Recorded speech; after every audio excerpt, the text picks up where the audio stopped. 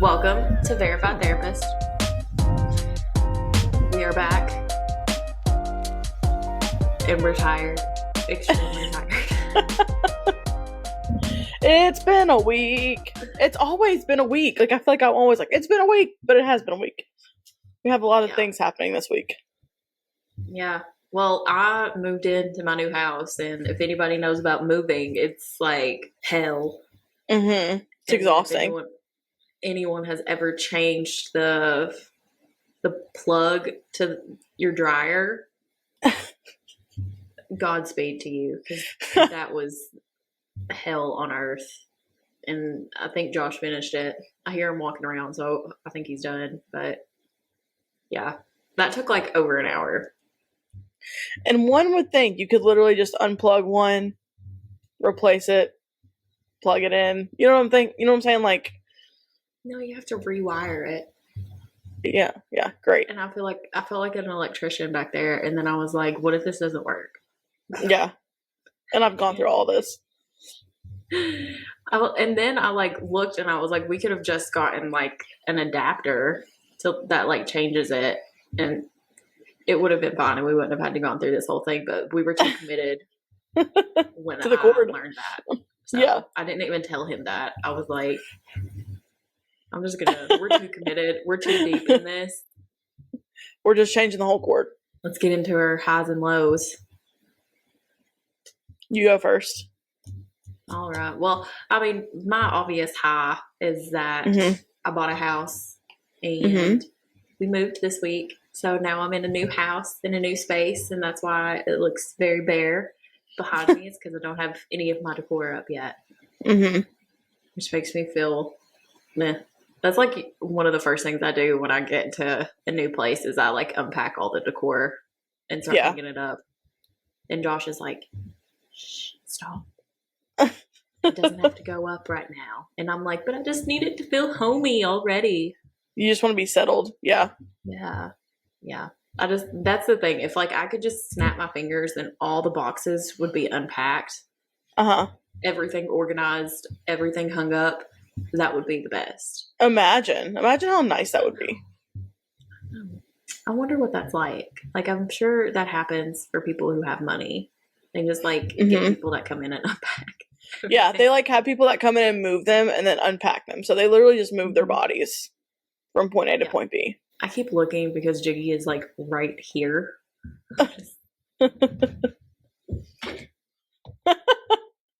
I'm dead at that face. Literally. He keeps looking at the light and I think it hurts his eyes, and he's like, then he keeps looking at it. And I'm like, stop looking at it, dude.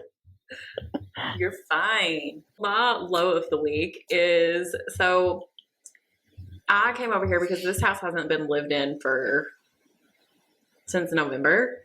So I came over here and it was like, I mean, it wasn't like horrible, but it was like Spider City. And it wasn't anything like there wasn't any like significantly weird looking spiders or anything until I sprayed down the house. And when I sprayed the front of the house by the front door, this spider about that big came out, and I like sprayed it, and then it went rolling down the driveway or like the walkway and everything, and I was like, oh, it's fine. I look over, that thing is running back towards me. So I spray it again. And then it like tumbles and then just like hops back on all 8 legs and starts running back. And I was like, you had beef with the spider. So then I started going at it, and then it turned and ran the opposite direction. I was like, you gonna run at me? I'm gonna run at you. And then he started running. And then I finally caught up with it and just like stepped on it. And sorry to those people who like enjoy spiders, but I do not, and I did not want that in my house either. But yeah, like I was like, oh, that is a giant spider.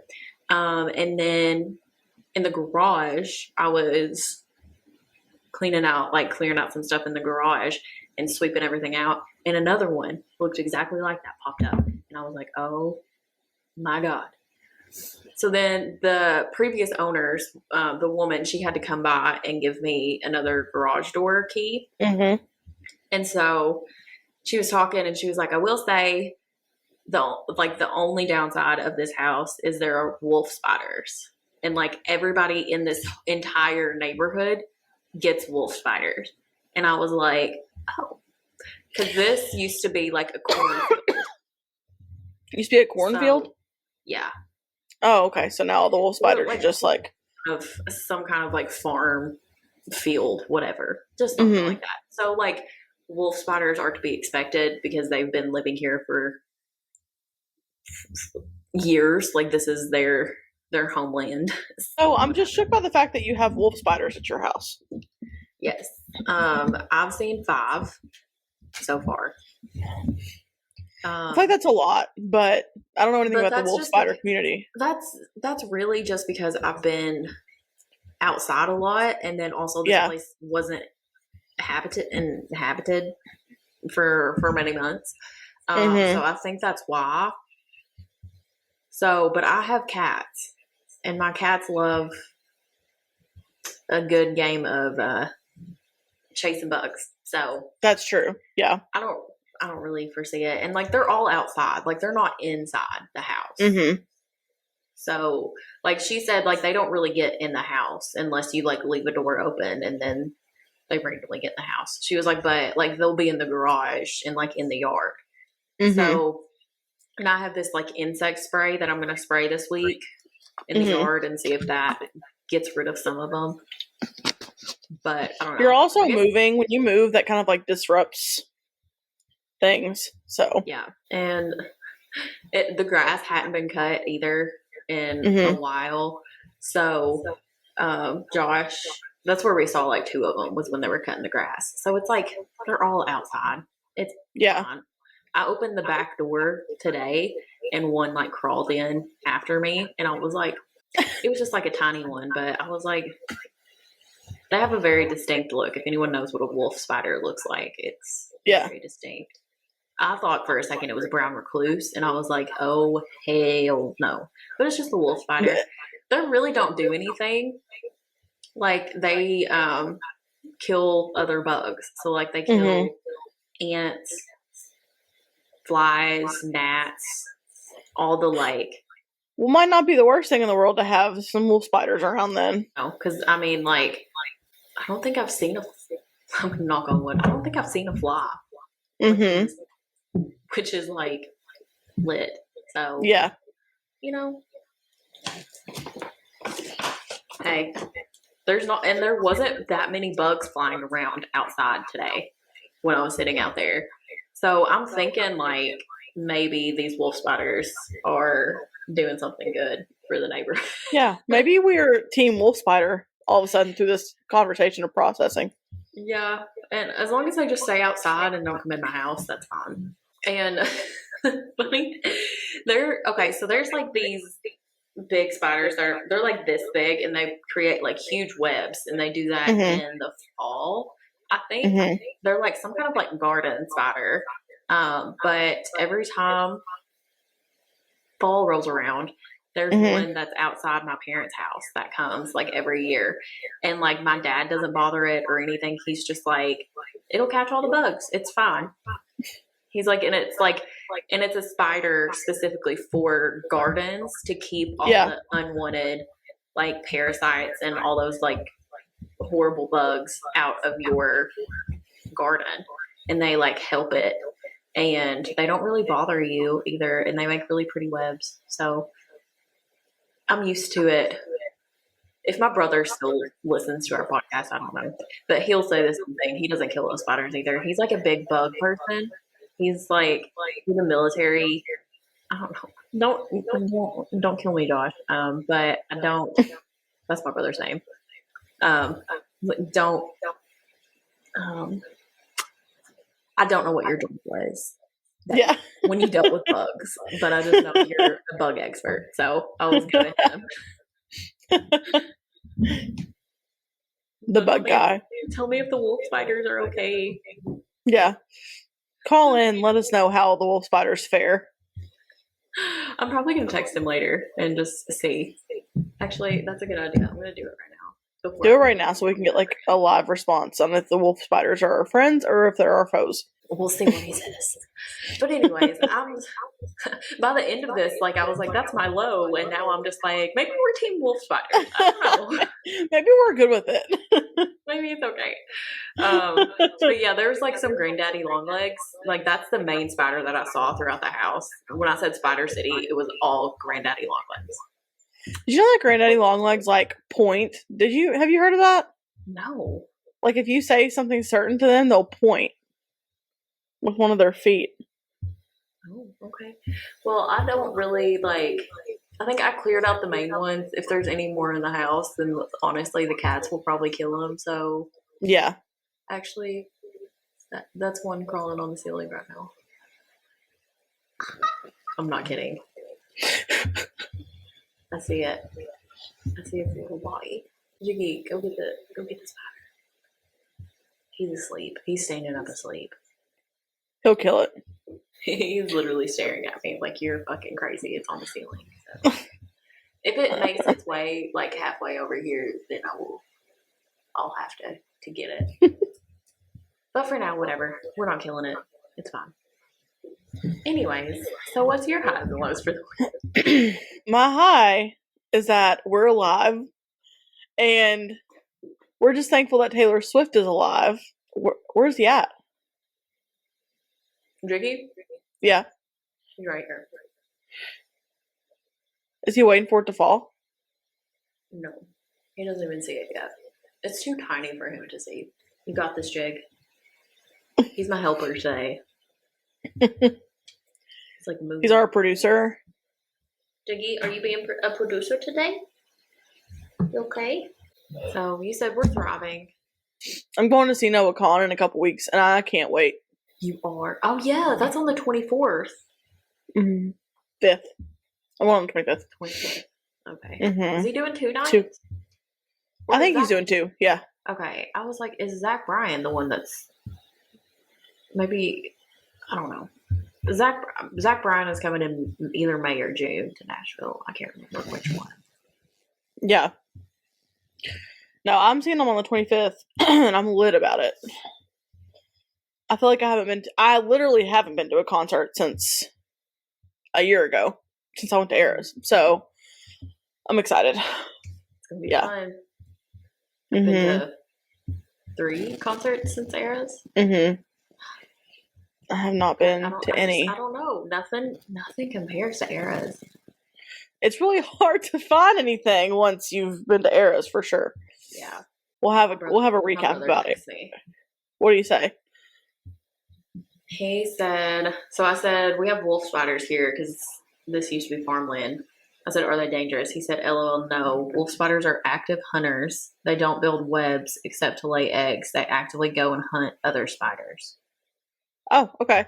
So we're friends to the wolf spider. He said, you sure wolf, black stripe all the way down the body. Yeah, it's wolf spider. That's gross. He said, get ortho home defense and spray all around door frames, windows, electrical that's connected to the house, concrete, sliding joints, etc. Where the siding and concrete meet, likely around the entire perimeter of the house. Okay. I have 7 to spray in the yard, so I guess I'll spray that in the yard, and then the next day I'll go get ortho and spray the house down. Yeah. Well, these are not dangerous. Recap time. What would we like to recap first? The new set list for Eras. Let's do an Eras recap. Hold on. He said they're good ones. They'll hunt a lot of other bugs. Not fun when you see a big ass one, but they're still good. Yeah. So I guess we're Team Wolf Spiders. We're Team Wolf Spider. Anyways, let's go Eras Tour. Yeah. Eras Tour 2.0 has officially kicked off in Paris, the city of, is it the city of love? Maybe that's Italy. I think it's Paris. I think it's the city of love. Yeah. We got a lot of changes to Eras Tour. Yeah. But she switched around, like, almost everything. Like, we still got Lover as first, but in the opening, she added "What If I Told You I'm Back."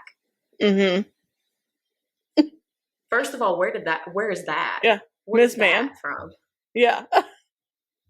And then she added, obviously, the Tortured Poets Department, because in the opening, before she pops up from under the stage, she goes through pretty much all of her albums in the opening. Yeah. If you haven't seen it, everybody go watch that. That's awesome. It's like it causes like a visceral reaction for my body when I start hearing it. It's just like a whole montage of her entire career, and it's amazing, and I love it. Every second of it. Something else is probably coming out, I would guess. I don't know what it is. That makes me nauseous. Like, Taylor, do you ever sleep? Like, there's no way she does. There's no way she does. Because with the Tortured Poets Department, she has lived the experience, written about the experience, recorded the experience, and released the experience all on the same tour. And now she's performing it on the same tour. Yeah. And so, okay, yes, I was expecting Taylor, obviously, to add in the Tortured Poets Department. We saw that. We knew that was coming. I did not expect it to be an entire, like, theatrical performance. Which also fits that the album is about Matty Healy, because his entire set is a theatrical performance. So she made this one too. Yeah. And girl, she calls him out several times. There's several things in there that you can like draw directly back to 1975 concerts. And then let's see, the songs that she performs for the Tortured Poets Department, which she switched so many things. So the Tortured Poets Department is second to last, where it used to be 1989. Now it's the Tortured Poets Department. So that's the section where she does the surprise songs, is right after. So she added But Daddy, I Love Him, a So High School Snippet, Who's Afraid of Little Old Me, Down Bad, Fortnight, The Smallest Man Who Ever Lived, and I Can Do It With a Broken Heart. Which is like a big chunk, I feel like. I also think it's interesting that none of them were from the anthology. Yeah, I thought that was interesting too. We didn't get any anthology songs. So yeah, she has, because she wait, so High School's on the anthology, isn't it? You're right. It is. You're right. So that's the only thing that we get, though. Yeah. Which is so cute. And just the whole set list and like the stage changes. She is literally on like a floating part of the stage that like goes up and down during Down Bad and Who's Afraid of Little Old Me. Yeah. Which the vocals in this entire set, I'm like, girl. Yeah. What? It's insane to me. Yeah. So I'm living for it, and we have to go. We have to go because we have to go now because it's going to be a new concert. Yeah. Yeah. Like it doesn't even because on top of that, she changed every outfit essentially except for her Reputation era, which I think tells us something, but I'm not going to clown about it. And then her visuals, like her visuals on the screens, have changed as well. Yep. So like her Reputation snake has changed when she's like opening that up. The Lover House has had some changes to it, so it's just there's a lot of changes happening. So many changes. I'm like, what are we doing here? So she rounded up Paris night 4 today. Today to us, tonight to Paris. So I watched the live stream. So today was the 87th show. So of course Travis comes to the 87th show. Yeah, with Gigi and Bradley Cooper. And yeah. Gigi was getting down. She was. She was. I don't know if you saw this or not. Did you see her 1989 outfit? Yes, it's orange. Yeah. What is all this orange? Where's this orange coming from? I don't know, but when you watched it on the screen, it looked like yellow and red. it looked like the Chiefs colors. It did not look like orange. Then, of course, I mean, she, like, blew him kisses during So High School. Mm-hmm. She obviously did the guy on the Chiefs saying in Karma. That's not new territory that we're in. Mm-hmm. It was just, like, I was watching the live stream of it, and people were commenting and being like, I feel like that we're a third wheel. Because then her surprise songs. So she came out and she said, tonight's the 87th show. Can you guys believe that? Then played The Alchemy mixed with Treacherous. And then gets on the piano and plays Begin Again mixed with Paris. Stop it. Yeah. She filmed Begin Again in Paris. Yes. Yeah. The music video for that. Mm-hmm. Well, that's good. That's a good, like, callback moment. Oh, yeah. It is yellow and orange. Okay. Or yellow and reddish. Mm-hmm. It looks more, okay, I'm trying to figure, because, like, it looks, I mean, obviously, like, yellow, and then it goes into orange, though, and then it's, like, a deep reddish orange that goes into, like, lighter orange. So here's the picture that initially came on Twitter right after she came out. That's brighter than what I'm seeing in this video, but it's still, like, still, like, kind of, yeah, girly pop. Okay, okay, yeah, that looks... Yeah. These outfit changes, I love it. And then also the red shirts. So this is not Taylor's version. Mm-hmm. I bet you think about me. Yeah. I knew you were trouble. Yeah. What? Okay, I'm trying to, like, understand the 1989 sets, like the different colors. Yeah. Like, what does that mean? I don't know. And I'm literally thinking too much into that. No. Well, I think honestly what's happened is she got a bunch of different of the same outfit and she just mix matching them all, which is like, that's fine, but I'm also still confused like you are. Like, I'm like, because she's not just going to do stuff just to do stuff. She doesn't do that. So, like, why are you doing that? Because she's even mix matching the shoes. What? I love the Tortured Poets, like, outfits. Like, every outfit. Uh-huh. Yes. I love so I just much. love the whole set. I love the whole album. I love the whole set. I love the outfits. I love everything about it. Yeah. I don't know. We have to go. Like, we have... Mm-hmm. We basically haven't been to this concert. This is basically a whole new concert. So we have to go. It really is. Yeah. And she combined Folklore and Evermore together. Yes. And the new dresses are so bright and vibrant as well. Mm-hmm. Like, I think that's what I'm noticing. Like, a lot of these, like, last year, they were, I don't want to say, like, they were muted, but they weren't as, like, vibrant as these costumes are. So... But, you know, in So Long London, she talks about the color returning to her face. Was it So Long London that she says that? Yeah. So maybe the color is returning to her life now that she is obviously very happy. And if she doesn't marry Travis Kelce, I don't really know what we're doing. Because if she doesn't marry him, I'm going to think that we're not actually living an actual life. Like, we're in a simulation or something. Because she has never been this public with anybody ever. Mm-hmm. So that's very true. It's and it's so cute to watch them together, and it's so cute to watch him. Like, he recorded I saw a video of him, like, recording the I Can Do It With a Broken Heart snippet, because she does an entire, for those of you who haven't seen it, you have to go and look. She does an entire, like, theatrical performance before this. And then I Can Do It With a Broken Heart. The entire song is about her on the Eras tour doing all of this stuff while she is, like, miserable on the inside and dealing with a breakup. Right. So the choreography throughout this is the choreography that she has done at the Eras tour. Yes. So, like, her first, like, turnaround moment is her first turnaround moment of the Eras tour. Which is, like, what a callback to, like, all of it. She's just genius. Like, she is. Yeah. Bottom line, she's a genius. Mm-hmm. And how long has she been planning this? She said that she has been working with the dancers and her crew and everybody for 9 months is what she said.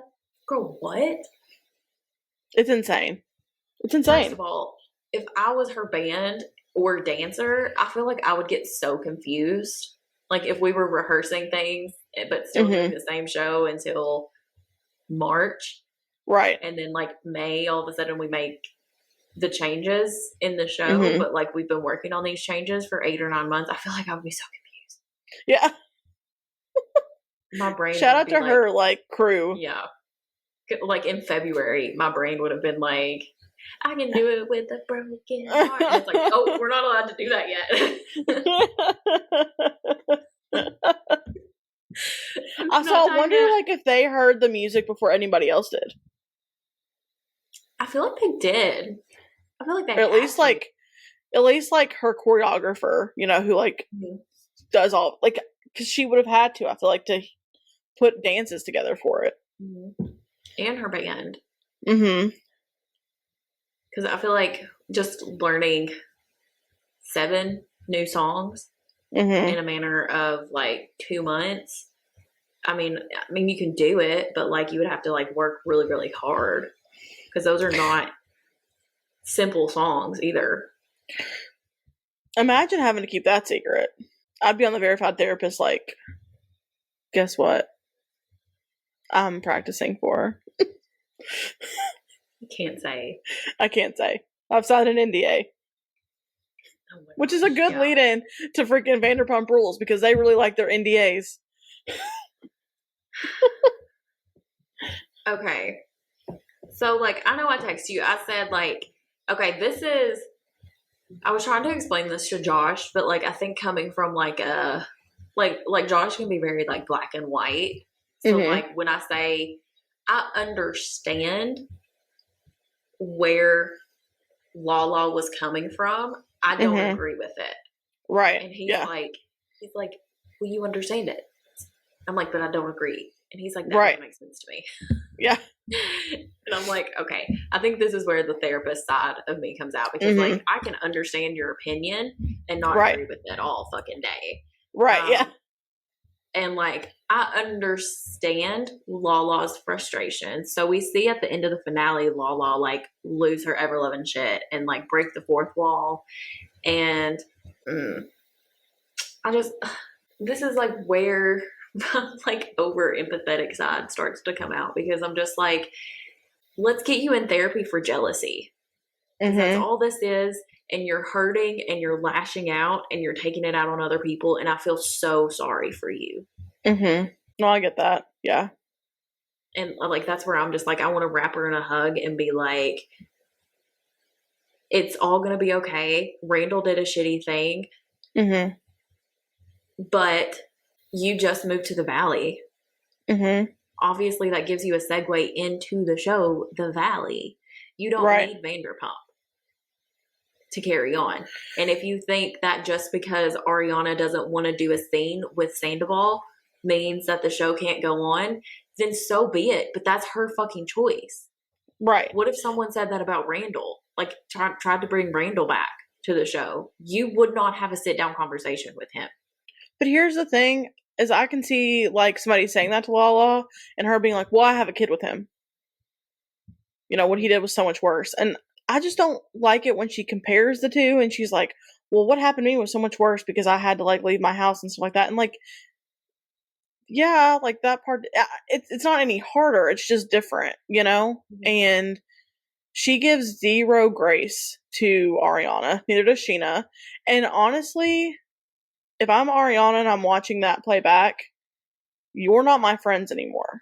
Because you obviously care more about the screen time than you care more about my mental health and my well-being. So, bye. And I don't know if they edited this out. I doubt that they edited this out. But when Sandoval was screaming that Lala or that Ariana hates all of them and talked badly about all of them and was going off on his little spiel about her, not one of them said anything.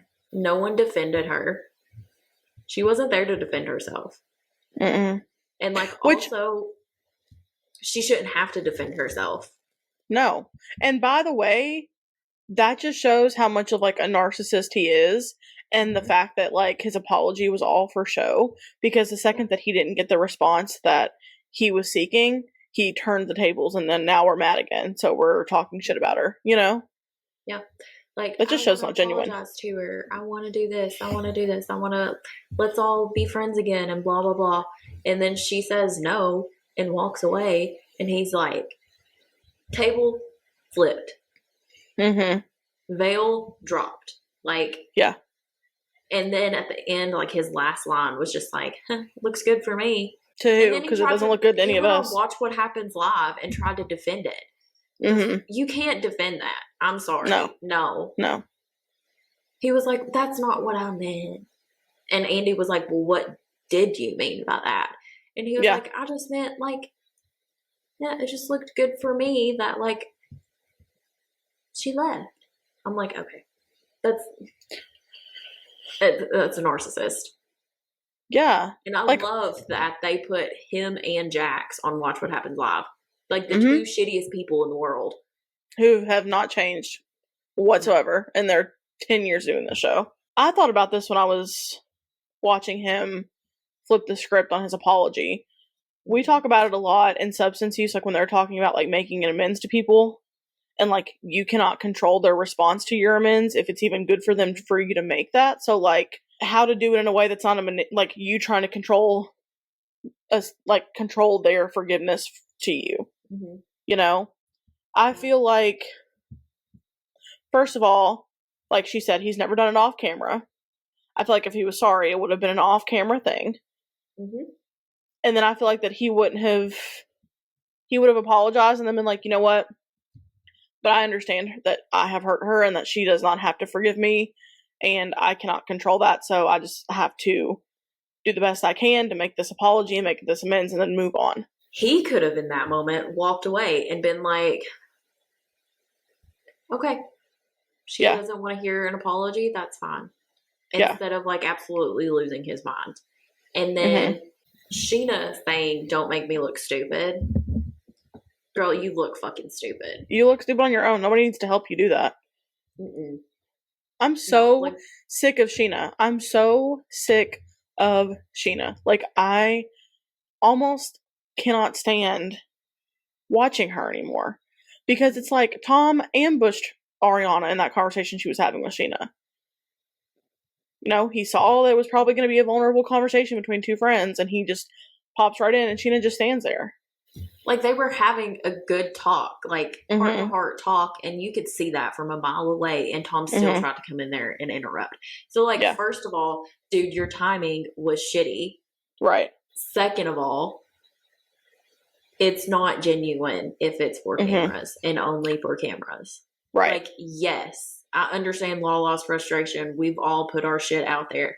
But at the same time, Lala, you chose to hide Randall for years and make up lies to cover up the fact that you were with a married man. And that's fine. Like, at the end of the day, like, he came on the show, it was fine until it wasn't. Yeah. But you weren't truthful either. And you also did not have an explosive blow up moment with Randall on screen. So why does Ariana? Well, okay, and here's my shit too. Here's my thing about all of this. I'm so freaking sick of them being like, why can't Ariana just have a conversation with him on air, on cameras? She needs to do it on cameras and show the real. She did. She did. The last season, she did. A 10-minute conversation. Throughout this entire season, every time that he tries to talk to her or tries to like talk around her, and she like jumps in, and there's been explosive moments. Like, there's been some good TV, you know, for them. Like, that should be enough. There shouldn't be any like final apology conversation. And like, we saw him do that with Kristen. That was fucking crocodile tears. Right. And Ariana doesn't want to deal with that. She knows it's fake. She knows it's not real. So, like, do you want reality or do you want this, like, fake bullshit? Because I'm tired of Tom. I don't, like Katie said, I don't believe a damn word, a damn tear, nothing. No. Me neither. And for Brock to be like, well, Sheena's been his friend for years. I don't give a fuck. Last week he was calling you a fucking mistress and a whore. Yeah. And like, that's your wife, bro. Like, calling your wife that. And you're seriously going to sit here and still defend him? No. Nope. I think that meme was right that I sent you earlier this week. Brock's just buddying up to Sandoval because he wants another loan. Because there's no reason. Like, maybe anyone. If anyone said those things to me, Josh would never speak to them again. Yeah. And he wouldn't allow me to speak to them either. He would be like, okay, like, stop with your over empathetic ass and like see them for what they are. They're not a good person. Let's move on. You don't need anything from this person if they're going to talk to you that way. I just don't understand it. Like, it just seems like that the producers tried to feed us a Tom Sandoval redemption arc that nobody wanted, and that Lala and Sheena bought into it because they want to stay on the show. That's just what it all looks like, you know? Yeah. And again, I don't know why they both just bought houses in the Valley, so I guess we're going to see them on the Valley.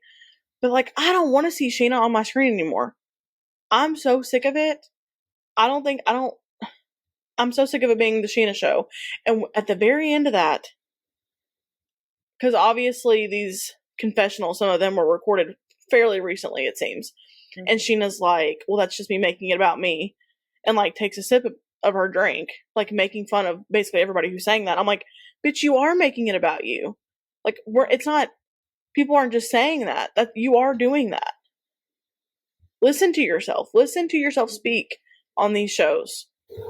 And like, I think, you know, in some ways, like what Lala has said about watching, and Stassi too, about watching herself like years ago. Like, it's been very therapeutic for them to be like, oh, I don't want to act that way like ever again. Like, that was my worst behavior.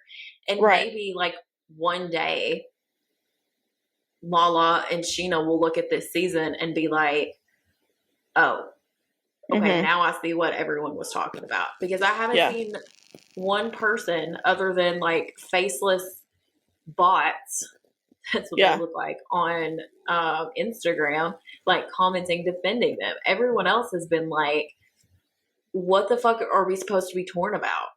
Right. Like, it's pretty black and white to me. Ariana didn't want to do something. She said no. She put up a boundary, and y'all are pissed about that because you care more about the show than your friendships. And she said no from the beginning.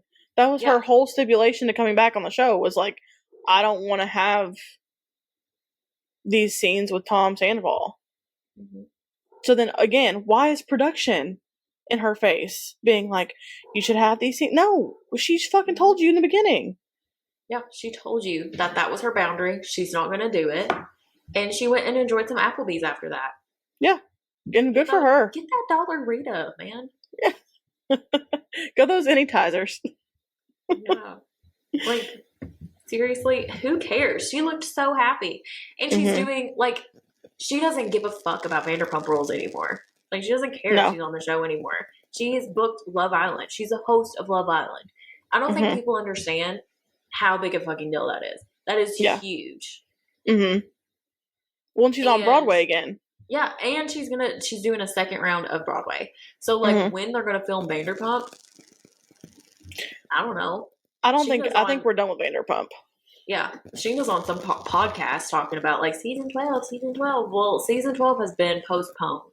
And it might be postponed indefinitely. So, you know, let's not get our hopes up here.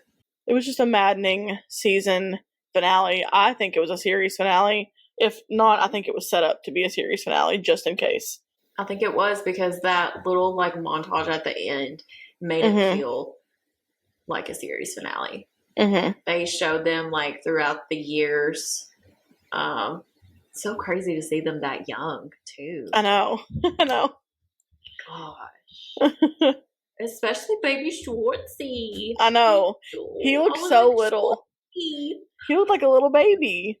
I know. And Lala's face has changed so much. I know it. I'm glad Brittany wasn't on there because Brittany's face has changed dramatically from the beginning to the valley. Bottom line, we'll see how this reunion goes.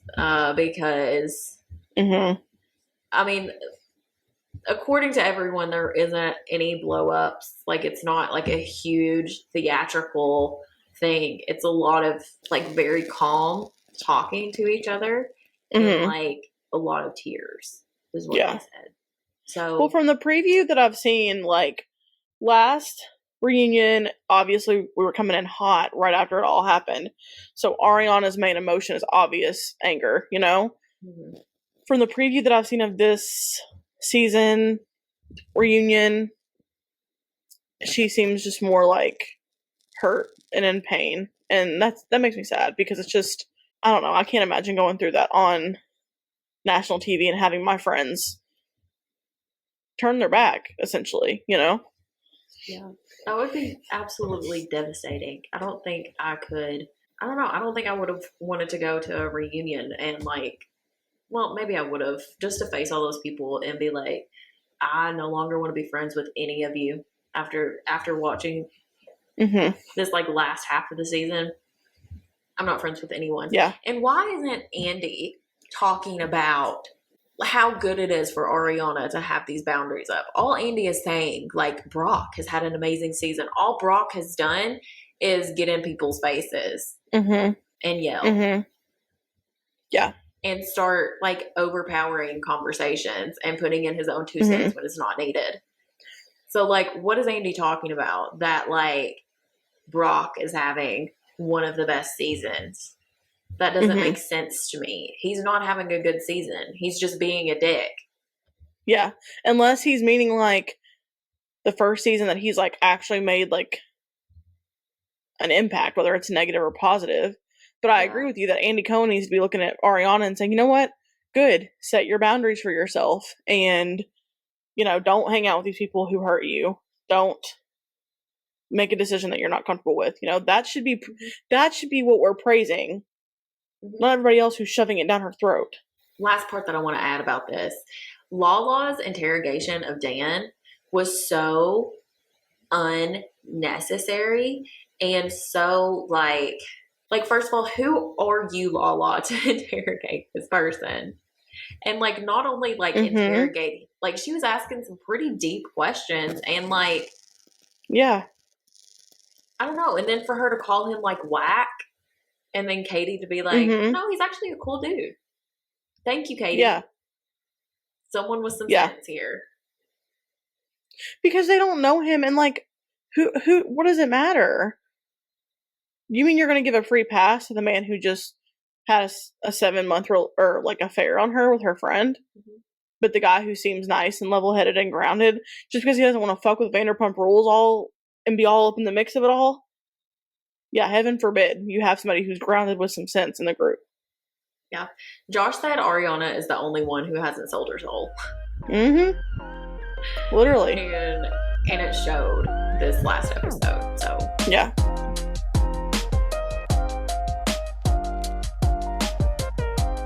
So, we're going to do what we did last week, which is Russian Roulette with Taylor Swift albums. We have so much knowledge about Taylor Swift that we are going to put This Is Taylor Swift album on Spotify on shuffle, see what comes up, and then we'll talk about that album. We've already talked about Reputation, Red, and Tortured Poets, so if any of those come out, we have to skip. Yeah. But everything else is fair game. All right. Oh, I'm nervous. Okay.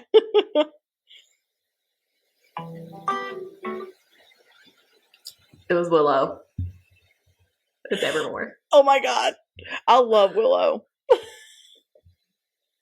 Okay. So. Okay. Can you hear me? Let's do this. Yeah. Okay. So I have Evermore pulled up. So this is great because Evermore and Folklore combined on tour. Mm-hmm. So Eras 2.0 does not have Evermore as its own. It doesn't get its own set. It's Folkmore. So she combined both of them. Which is sad to me. I'm sad about that. But she said, okay, because there's a rumor going around that like Evermore doesn't get as much love as other albums, and Evermore is a fantastic album. It's phenomenal. Yeah. But she said, you know, I see all your jokes online. Like, I do love this album, despite what you think. And I'm like, do you really love it, Tay Tay? Because like, do you?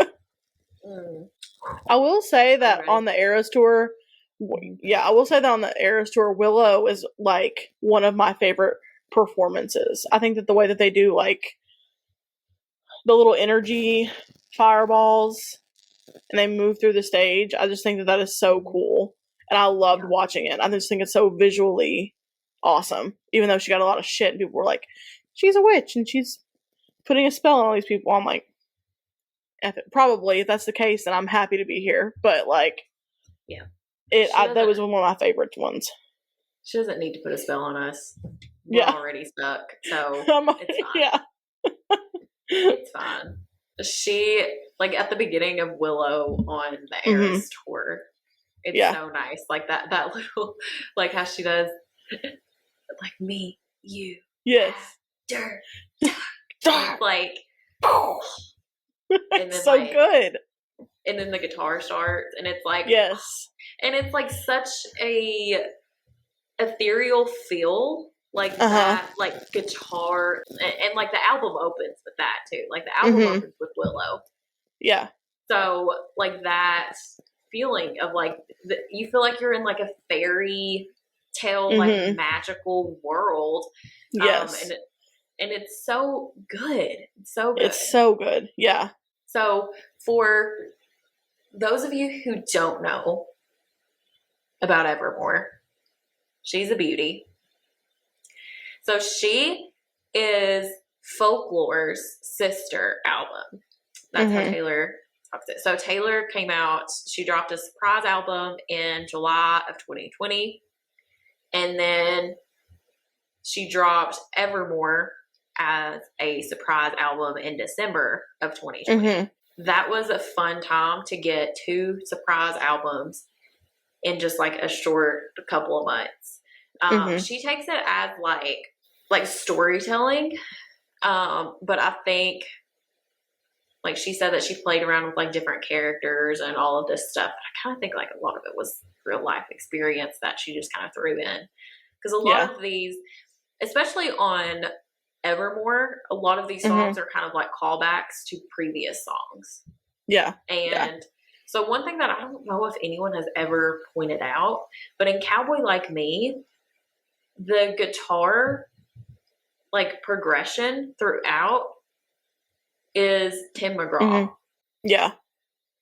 And I'm like, I did not. Yeah. You have to listen to it. Like, it's in there. Like, throughout the whole thing. Like, you hear the da-da-da-da-da. And I'm like, this is Tim McGraw. What is happening? But yeah, and like, we'll go through each song too. But when this album dropped, holy smokes. I don't know. Do you remember where you were when this dropped? Quarantined in COVID times, working from home. Yeah. And it was cold. I always envision Folklore and Evermore both like cold. Because I think that because it was cold, it was like wintry when they came out. And so yeah, I was working from home.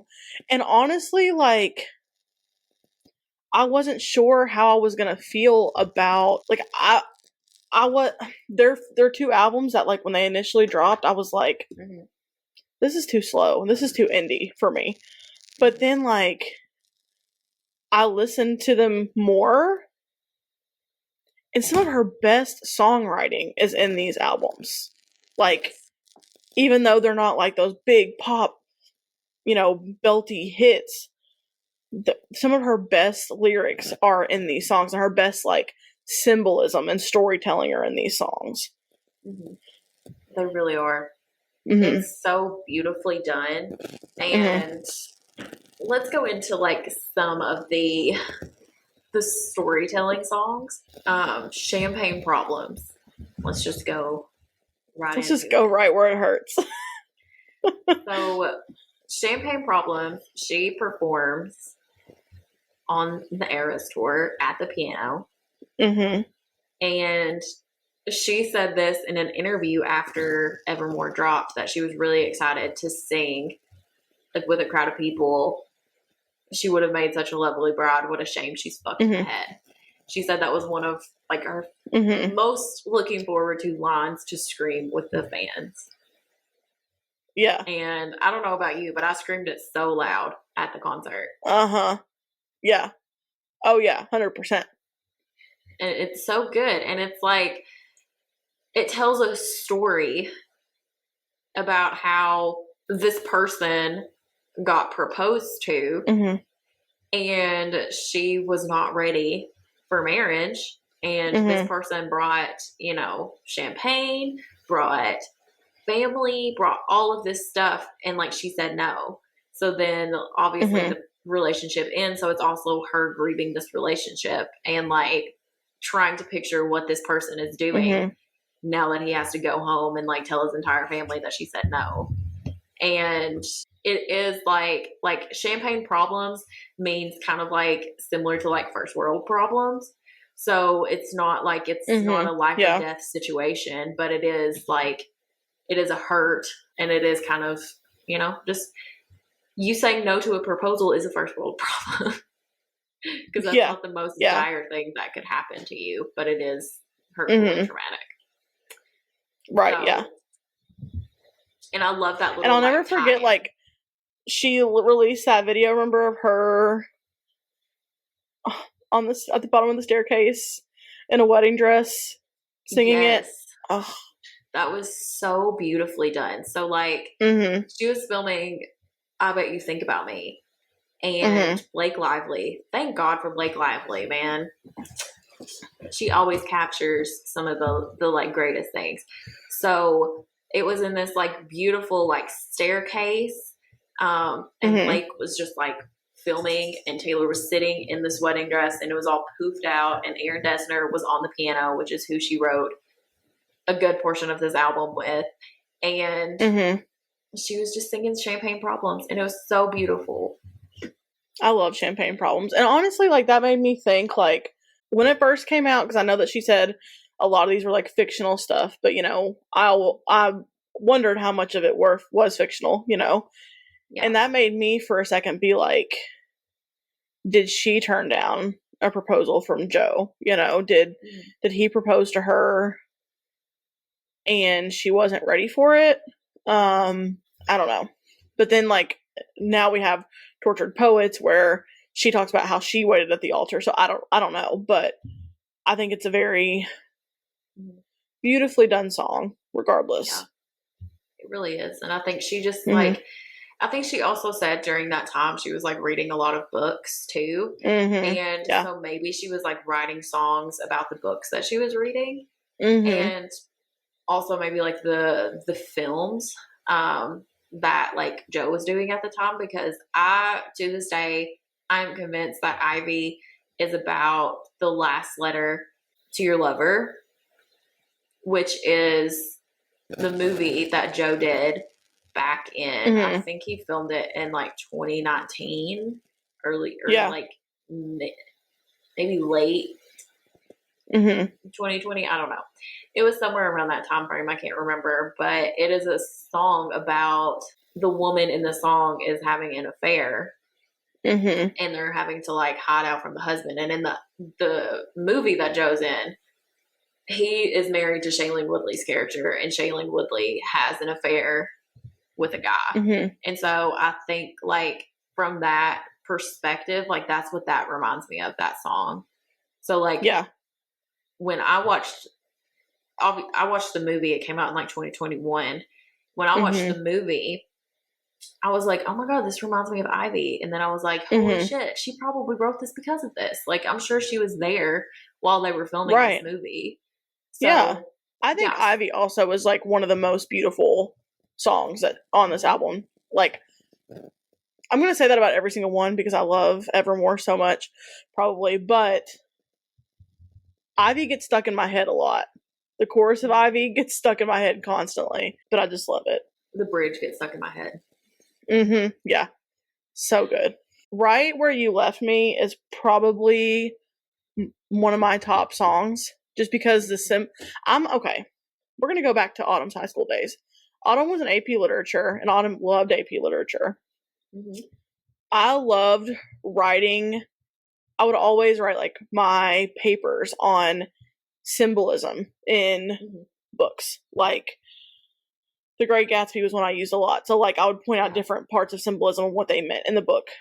I think Right Where You Left Me is such a beautiful, like, can take you to that moment symbolism song. So for anybody who doesn't know, Right Where You Left Me, it's kind of describing, like, a last conversation that it's like a breakup conversation that they have in a restaurant. And it talks about how, like, he moves on with his life, but she's still, like, frozen in time at that restaurant in that spot. And, like, no matter how many years has passed and no matter how much he's moved on, she's just still stuck there. And I love that song. Yeah. And there's so many edits. Like, there's so many good edits that people have done on like TikTok and stuff that I've seen. I've seen one of Rory Gilmore and Logan. Rips my heart out. Oh my gosh, I love it. But it is, like, very accurate. Like, but like in a way that, like, Rory turns down his proposal, and so in a way it's kind of like Champagne Problems, but goes back into Right Where You Left Me, because while she does turn down his proposal, like, years go by and she's, like, still hanging out with him, still, like, wanting a relationship with him, and still wanting to be with him, even though, and she's kind of, like, stuck in this, like, can't move on from this relationship. Yeah. And I think something else that, like, this song does is it, like, touches on the senses a lot. So, like, it touches on, like, feeling mascara run down your face, feeling like that you, all the sound in the room stops. Like, so this literal time, like, this literal moment in time stops moving. And I think that anybody who's had, like, a major breakup can, like, relate to that, to where, like, there's this moment that it just feels like everything has just stopped moving, you know? Yeah, like, your world is on pause, and you can't, like, you're stuck in place. You can't go anywhere. It's so heartbreaking. And, I mean, that goes into, since those are deluxe songs, like, that goes into, like, It's Time to Go, which It's Time to Go says, like, a bunch of different situations where, you know, it's time for someone to leave. Like, it's time for you to leave a relationship. It's time for you to leave a job. It's time for you to just, like, move on with your life. And she also goes into her own experience with her own albums and getting those rights back. Like, she said 15 million years, or 15, oh gosh, 15 years, 15 million tears. Yeah. Begged until my knees bled. Like, and he would not, Scott Borchetta is who we're talking about. Right. Would not give her her masters. And she, like, begged for them for years. And he went behind her back and betrayed her. And that's why she says in the song, like, it's time for me to go. Can't trust this person anymore. Oh, so good. Also goes to the Carly Kloss situation too. It said, when the words of a sister come back in whispers, that proves she was not what she seemed, not a twin from your dreams. She's a crook who was caught. Because that bitch was feeding information to Scooter Braun. Yes. If you don't know, that's why Taylor and Carly aren't friends anymore. Yeah. That's why Carly Kloss came to the Eras Tour and sat in the section with us normal people.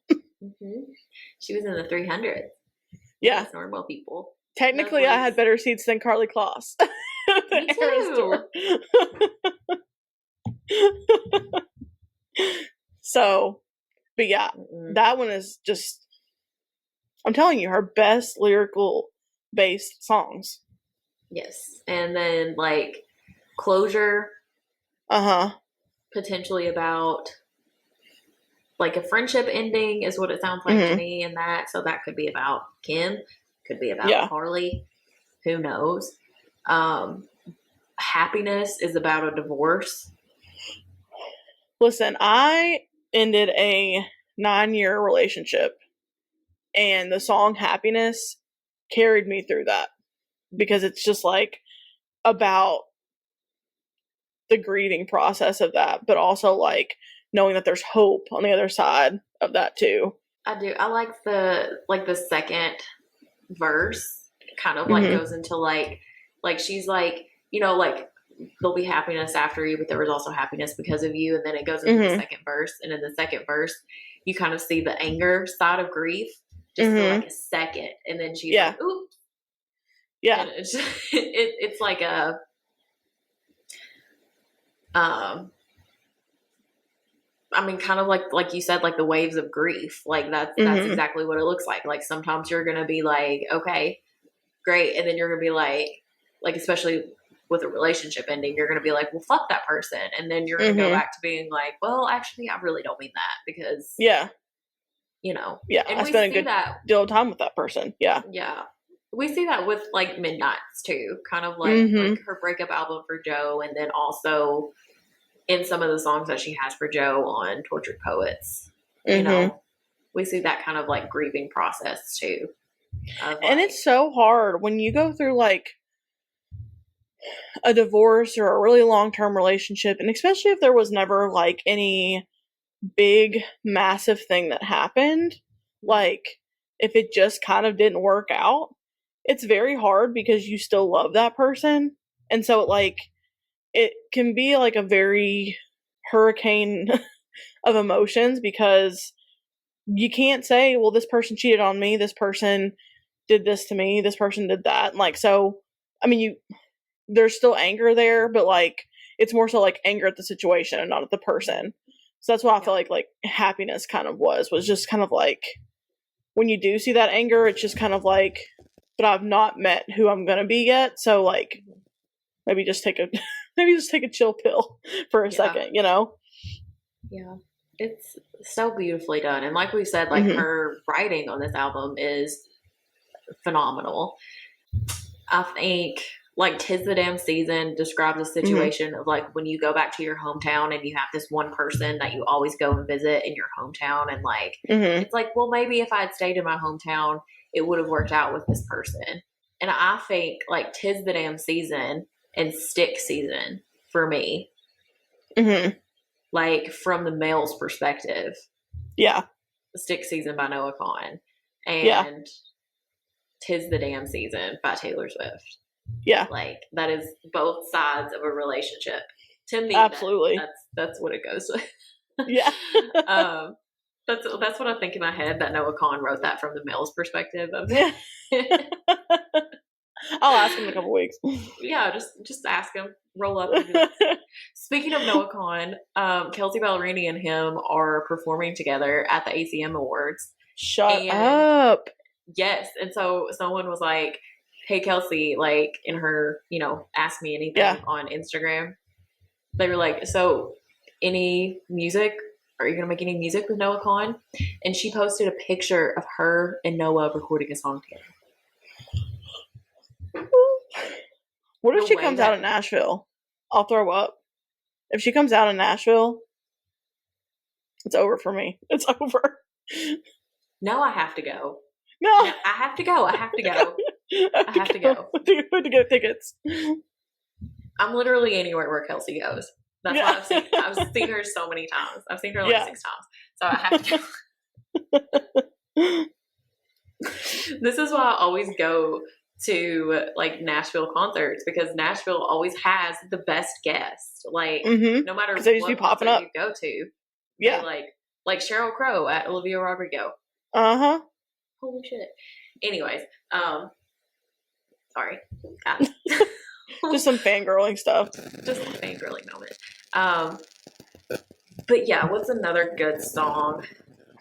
We also get Tolerate It. which anybody who's not heard Tolerate It, if you want a gut punch, that's the one to do it. Yeah. Which she removed it from the set list, so Taylor. Probably because she's done tolerating it. Probably because she's like, F all y'all. But Tolerate It is like a really gut punch song. Mm-hmm. It's like you're in a relationship or you're in anything. Like any kind of like, it doesn't have to be a romantic relationship. It could be a friendship. It could be like a parental relationship. It could be brother, sister, whatever the relationship dynamic is. Right. It is, you're in this relationship and you're pouring your heart and soul into it.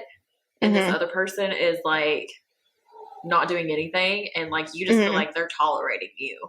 And like you are the biggest burden in the world. And they're just like, I can't get rid of this person. Yeah. And one of the best edits that I've seen, because there's so many edits from this, which makes me know that like she was reading, watching TV, and watching movies during COVID, because I can see her pulling from so many different places. And like one of the biggest edits with this song is Princess Diana and Charles. Yeah. In their relationship. Like, every time I see that edit, I'm like, oh my gosh, please stop. Yeah. Like, especially like talking about like waiting by the door, like I'm just a kid. And she was like younger than him, you know, like she was a kid when all of that started. So like, yeah. Like the Crown edits get me. Use my best colors for your portrait. And I love Taylor's anger a little bit in that too. Like you get the anger in the bridge. Yeah. And the part in the tour when she was like performing it and she starts swiping that shit off the table, I'm like, oh yeah, swipe it off, sister. Yes. And I think like to this day, the saddest line in the Taylor Swift song is from this, and it says, "Now I'm begging for footnotes in the story of your life." Girl, like you're not even like at this point, like you're not even trying to be like a main character in the story. You're not even trying to be a side character in the story. Like you're just trying to get mentioned somehow. Like, and then like later on, it's like always taking up too much space or time. Bare minimum things. I'm telling you, anybody who's not heard Evermore. And this didn't happen at my Eras Tour show. I don't think at yours either. But when she performs Evermore on the piano, it's so beautiful. Like, Evermore, I think, is such a pretty song. But, like, her performing it on the piano was so beautiful. It's gorgeous. So, Evermore is a song that she sings with Bonnie Bear on the album. And, you know, like Folklore, Exile, they sing that together too. And, like, their voices blend so well together. And it's such a beautiful song. And it calls back to, like, the time when, just going back to Reputation. It always goes back to Reputation. It always goes back to Reputation. During that, like, horrible time in her life, like, she recalls that, and she's, like, looking back, and, like, this person was there for her, and she thought, like, the pain of 2016 was going to be forevermore, but it's not, because this person has came into her life, and just has, like, made it all better. Which is another reason why I'm like, can we really hate Joe that much? Because it's like, he was there for her in such like a dark time. And I think maybe that's why she also can't write like absolutely horrific songs about him, because she's like, well, he was there for me. And he did. Well, and do we even know that he cheated on her too? Or like that something massive happened? Or did it really just not work anymore? Yeah. Just kind of like fizzle out. Like, did he mean to make her feel like she was trapped in this relationship? You know what I'm saying? Like, was that an intention that he had, or did she just feel that way? Because sometimes we feel that way because we're just in a long-term situation and we're so entangled up in it with our whole lives that we feel trapped, even if the other person's not making us feel that way, you know? Also in this, we get Long Story Short, which is a bop. It is. Bop. Yeah. And I like she's like pretty much just like tumbling down the precipice is what she said, and then she says she clung to the nearest lips, and she's like, oh, wrong person, I shouldn't have clung to him. And I'm like, here we go, Tom Hiddleston hint again. Here we go. Poor Tom Hiddleston. He's the getaway car, and he's the guy she clung to, but it was like, oh, wrong person. And then she found Joe, and like that is like her long story short, like this person is the love of my life. Yeah, it's cute. I love it. Also, Coney Island. Oh, Coney Island is a song she does with the National, and it is a good callback to a lot of her former relationships, like especially the bridge. The bridge goes through. If you look back at a lot of her songs and you go to the bridge, you're like, oh, this is from this time. This is from this time. This is from this time. And this is from this time. And you're like, wow, she just like put this all in like one beautiful song. And like, I'm sitting on a bench in Coney Island wondering where my baby where my baby went. I don't know. Which makes me like think just like of her sitting in her room during this time of COVID and looking back and reflecting on all of her past relationships and being like, where did this go wrong? Where did this go wrong? And I think that's why there's so many callbacks, because she kind of like reevaluated all of her previous relationships and was like, it's a lot of time to reflect. Yeah. Yeah. Which is like very therapeutic for her. Yeah. Good job, Tay. I think the girl, she processes a lot of her stuff through her writing.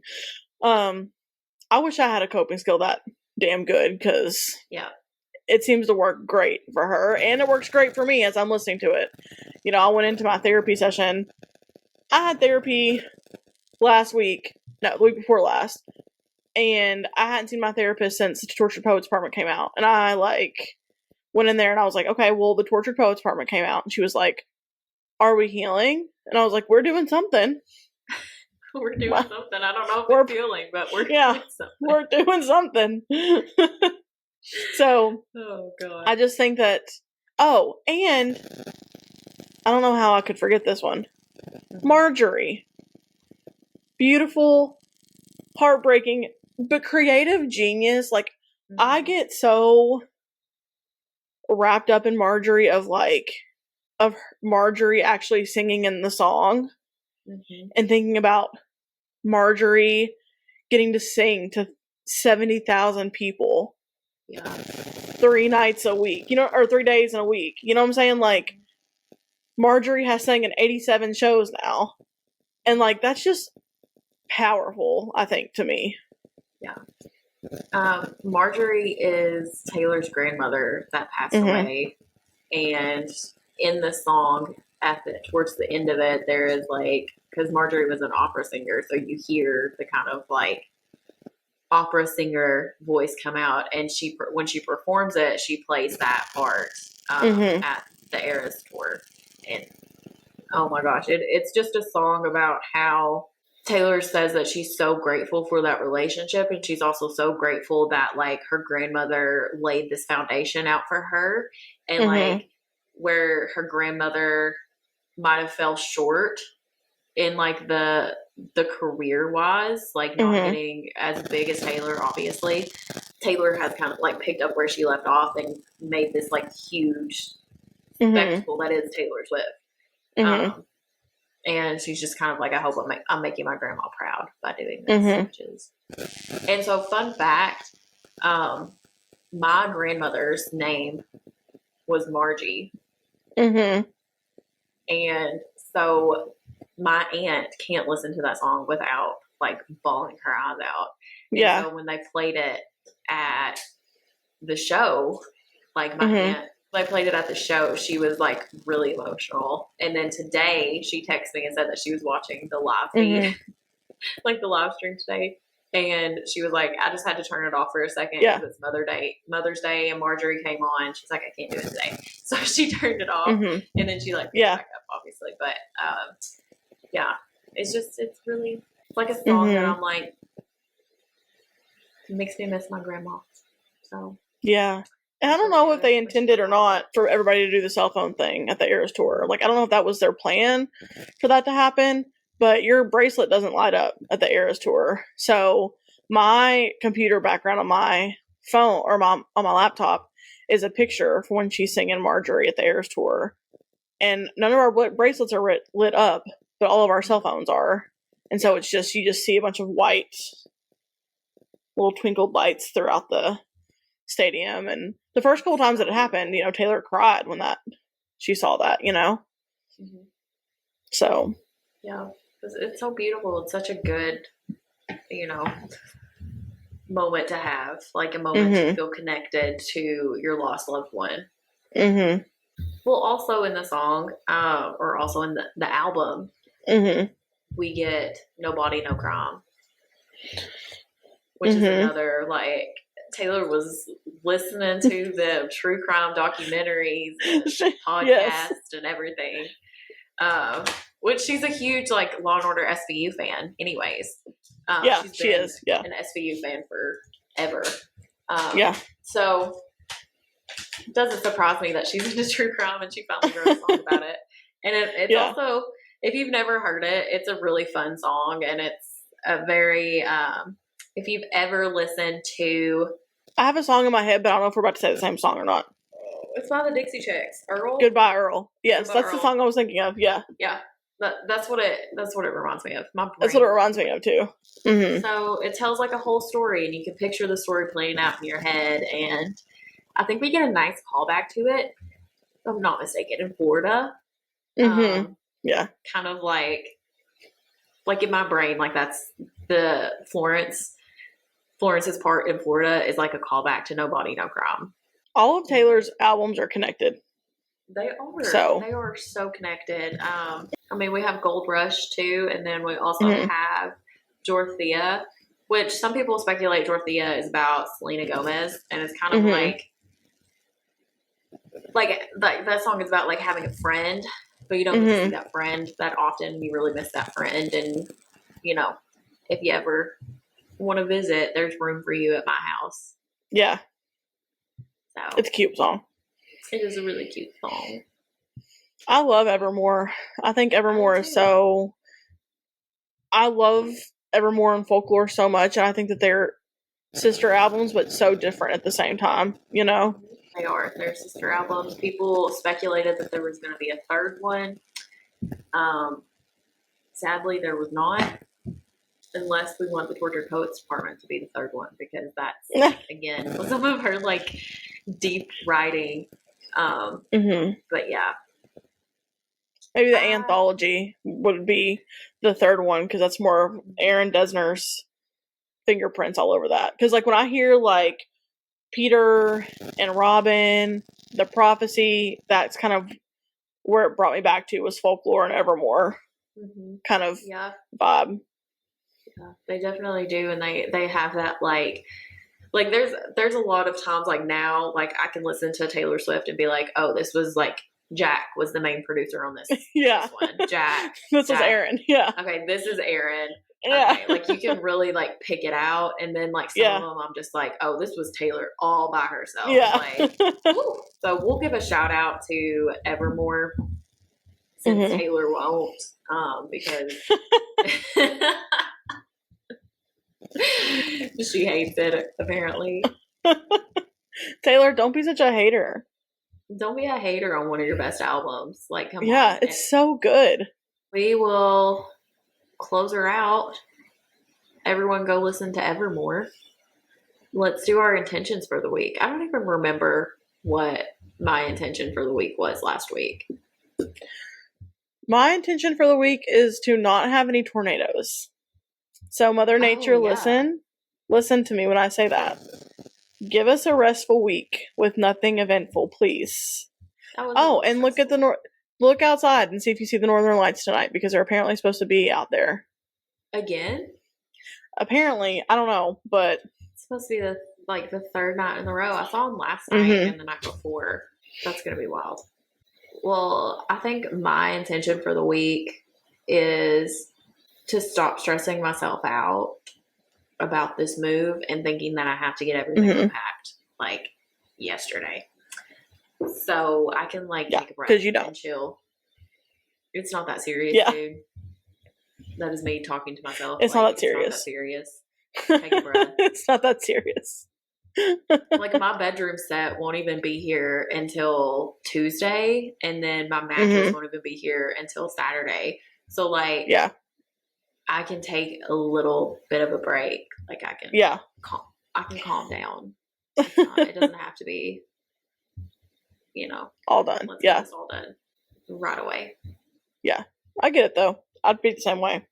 So I just stress myself out too much. Yeah. Anyways, we're not gonna do that this week. No, that is the intention, is not stressing ourselves out, because we don't need to do that.